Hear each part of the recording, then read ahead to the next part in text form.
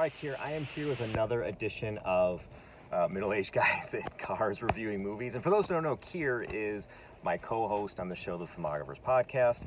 But today, talking about a movie that I just saw, September 5, which I really enjoyed. There's two things that I really liked about the movie that it did really well. One, it functioned as this really compelling time capsule of this 1972 broadcast journalism where it was, we take for granted how hard it was to receive news, transmit news, move cameras, set up shots, set up broadcasts.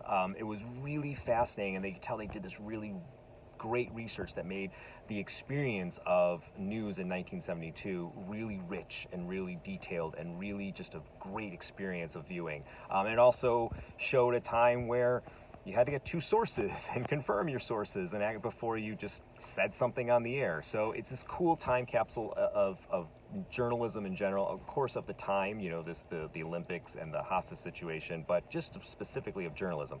The second thing that I did really well, speaking of journalism, that I really enjoyed about September 5 was that it presented this really morally complex look at the responsibility of journalists and journalism.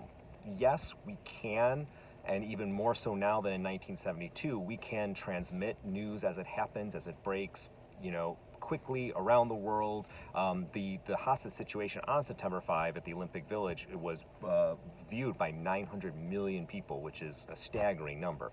But the question, the morality it comes into is yes, we can do this, but should we? What responsibility do journalists have of what they air and what they don't air, and how they make these choices? And it's a really complex question that I don't think we've come to terms with even still.